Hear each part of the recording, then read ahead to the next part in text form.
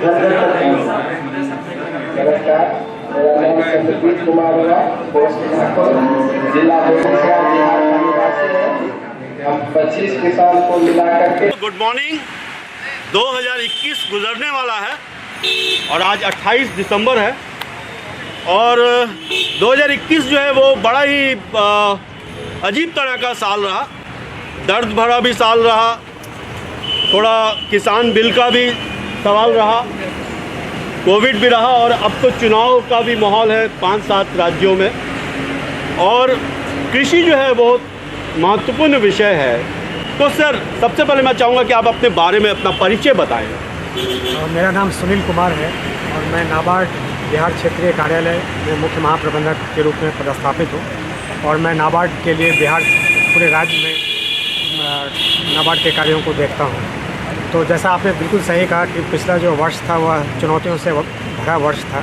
इसमें कोविड की समस्या आई, लेकिन सभी जो सेक्टर्स हैं उसमें नेगेटिव ग्रोथ आया, लेकिन एग्रीकल्चर में पॉजिटिव ग्रोथ रहा है। तो आज हमारे नाबार्ड के द्वारा स्टेट क्रेडिट सेमिनार का आयोजन किया जा रहा है, जिसमें हम अगले वर्ष 2022-23 में कितना ऋण कृषि क्षेत्र के लिए एवं अन्य प्राथमिकता क्षेत्र के लिए देंगे, इस पर चर्चा होगा, इस पर मंथन किया जाएगा और उसके आधार पर जो state level bankers committee SLBC है, स्टेट बैंक ऑफ इंडिया, उनके द्वारा स्टेट के लिए एनुअल क्रेडिट प्लान बनेगा। तो हमारे कई कार्यक्रम हैं, वित्तीय समावेशन से भी संबंधित कई कार्यक्रम हैं। आप जो पीछे बैकग्राउंड में देख रहे हैं कुछ वैन्स लगे हुए हैं, ATM वैन्स है।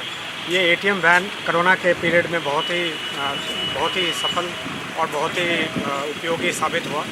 जब सभी जगह लॉकडाउन लगा हुआ था तो ये ग्रामीण क्षेत्र में जाकर के लोगों को जो कैश की आवश्यकता था वह ATM के द्वारा वो पूरा कर रहा था।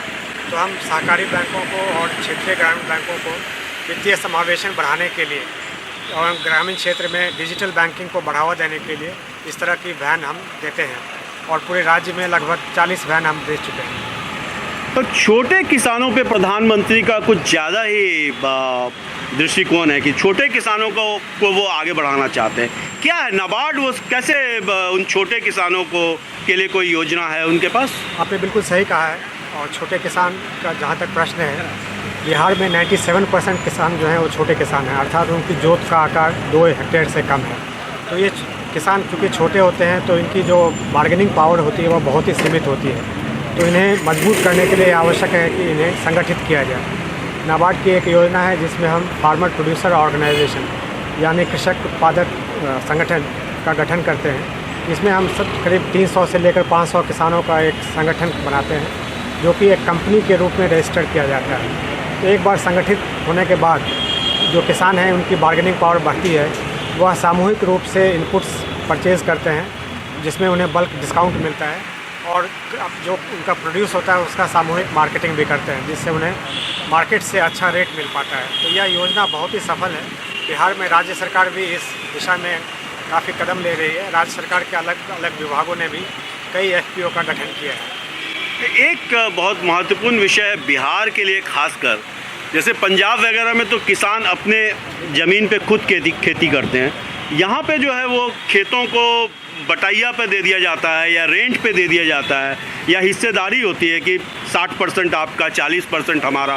वो तो बेसिकली जो मजदूर वर्ग है वो एज ए किसान काम करता है, उसके लिए कोई नाबार्ड की कोई योजना है क्या? बिल्कुल आपने सही कहा। अभी जो हाल में नेशनल सैंपल सर्वे ऑर्गेनाइजेशन का एक सर्वे हुआ था 2019 में, जिसमें यह पाया गया कि बिहार में जितने भी ऑपरेशनल होल्डिंग्स हैं उसके 25% जो है वह शेयर क्रॉपर के द्वारा उसमें खेती किया जाता है और यह जो संख्या है वह पूरे देश में सबसे अधिक है। बिहार में बटाईदार किसानों की संख्या सबसे अधिक है। हम बटाईदार किसानों के साथ समस्या यह है कि उनके पास ज़मीन का स्वामित्व से संबंधित कागजात नहीं होता है, जिसका कारण उनको बैंक से ऋण नहीं मिल पाता है। उनके लिए नाबार्ड ने एक योजना बनाई है जिसे जॉइंट लायबिलिटी ग्रुप कहते हैं, जिसमें 4 या 5 या 6 लोग मिल करके एक ग्रुप बना सकते हैं और इंटर से एग्रीमेंट के आधार पर बैंक से उन्हें ऋण दिया जाता है। यह एक बहुत ही सफल कार्यक्रम है और कई बैंक्स जो है जॉइंट लायबिलिटी ग्रुप के आधार पर शेयर क्रॉपर्स को या बटाईदार किसान को ऋण दे रही है और उसके द्वारा उनका विकास किया जा रहा है। ये फंक्शन तो हालांकि पटना में है, बिहार की राजधानी में, लेकिन पूरे भारतवर्ष के किसानों के लिए क्या नाबार्ड की तरफ से क्या संदेश है आज का? पूरे भारतवर्ष के किसानों के लिए संदेश यह है कि हमें आत्मनिर्भर होना है। आत्मनिर्भर भारत, आत्मनिर्भर बिहार तब तक संभव नहीं हो सकता है जब तक कि हमारे किसान आत्मनिर्भर नहीं हो। और किसान आत्मनिर्भर तभी होंगे जब उनके उत्पाद का उचित मूल्य मिलेगा। और उससे संबंधित जितने भी योजनाएं नाबार्ड की हैं, भारत सरकार की हैं, राज्य सरकार की हैं, उस पर सफलतापूर्वक उसे चलाया जाए, तभी यह संभव हो सकता है। बहुत बहुत धन्यवाद। Thank you. सबको नमस्कार। आज नाबार्ड स्टेट क्रेडिट सेमिनार यानी राज्य ऋण संगोष्ठी का आयोजन नाबार्ड ने किया है। आप सबको पता होगा कि हर वर्ष बैंकों के द्वारा जिले स्तर पर एक ऋण योजना बनाई जाती है और इस ऋण योजना का आधार जो होता है वह पोटेंशियल लिंक प्लान होता है। तो नाबार्ड के जो अधिकारी डीडीएम जो जिला में प्रस्थापित हैं, उनके द्वारा पोटेंशियल लिंक प्लान बनाया जाता है। इसका अर्थ यह होता है कि अलग अलग क्षेत्रों में, जैसे डेयरी या पोल्ट्री या फार्म मैकेनाइजेशन या बागवानी, उनके लिए क्या संभाव्यता है, क्या पोटेंशियल है, इसका आंकलन किया जाता है ताकि बैंक का जो ऋण है वह ज़िले में आवश्यकता के अनुरूप ही उसका फ्लो हो। और इन सभी जो प्रोजेक्शंस है ज़िले स्तर के, उन्हें राज्य स्तर पर समेकित किया जाता है और स्टेट फोकस पेपर बनाया जाता है। और आज के इस कार्यक्रम में स्टेट फोकस पेपर का विमोचन उप मुख्यमंत्री के द्वारा किया जाएगा। माननीय प्रधानमंत्री का सपना है किसानों की आमदनी दोगुनी करना, उस दिशा में नाबार्ड क्या कर रही है? किसानों की आय बढ़ाने के दो तरीके हैं। एक तो यह है कि जो उनकी उत्पादक जो कॉस्ट है उसको कम किया जाए, और दूसरा स्ट्रैटेजी है कि किस तरह से उनको जो उत्पादन किया जाता है उसमें अधिक मूल्य मिले।